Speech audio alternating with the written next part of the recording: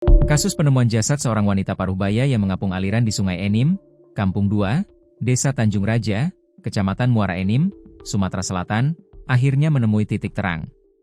Korban yang diketahui bernama Rubiah Kartini binti Gunaini, 51, yang sempat dilaporkan hilang secara misterius sejak Selasa 2 Juni 2026 siang. Peristiwa bermula pada Selasa siang, 2 Juni 2026, Rubiah Kartini, warga BTN Pama, Tanjung Enim, Kecamatan Lawang Kidul, mendadak hilang. Karena tak kunjung pulang, pihak keluarga mulai panik dan melakukan pencarian. Sang anak, melalui akun Instagram pribadinya Inestasia Sanes, secara masif menyebarkan poster orang hilang di media sosial, lengkap dengan nomor telepon darurat. Poster tersebut memperlihatkan foto terakhir sang ibu yang mengenakan busana hitam dengan harapan ada warga yang melihat atau menemukannya.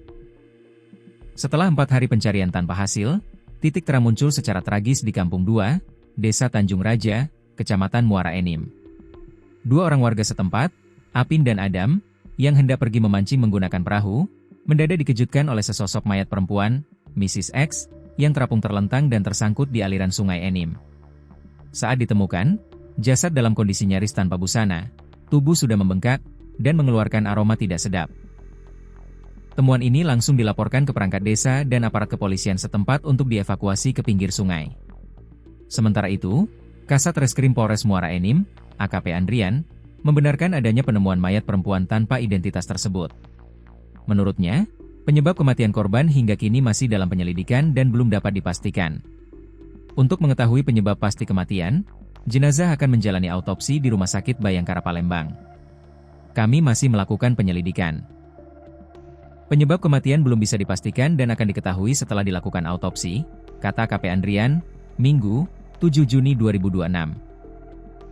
Diketahui jenazah Rubiah sempat menjalani pemeriksaan medis awal di RSUD Dr. HM Rabain Muara Enim. Dokter yang melakukan pemeriksaan awal, Dr. Giovanda, mengatakan dari hasil visum sementara tidak ditemukan tanda-tanda luka serius pada tubuh korban.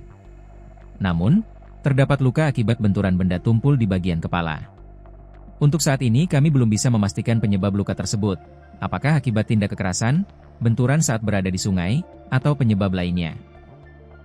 Hal itu harus dipastikan melalui pemeriksaan lebih lanjut dengan autopsi, ujarnya. Hingga saat ini, tim medis belum bisa memastikan apakah luka di kepala tersebut timbul akibat tindak kekerasan kriminal atau karena benturan alami saat korban hanyut di sungai. Guna mengungkap penyebab pasti kematian korban yang dinilai janggal oleh publik, Kasat Reskrim Polres Muara Enim, AKP Andrian, menegaskan bahwa pihak kepolisian tengah bergerak melakukan penyelidikan intensif. Pihak kepolisian masih mendalami segala kemungkinan, termasuk memeriksa saksi-saksi guna memastikan apakah korban murni mengalami musibah atau menjadi korban tindak pidana kejahatan.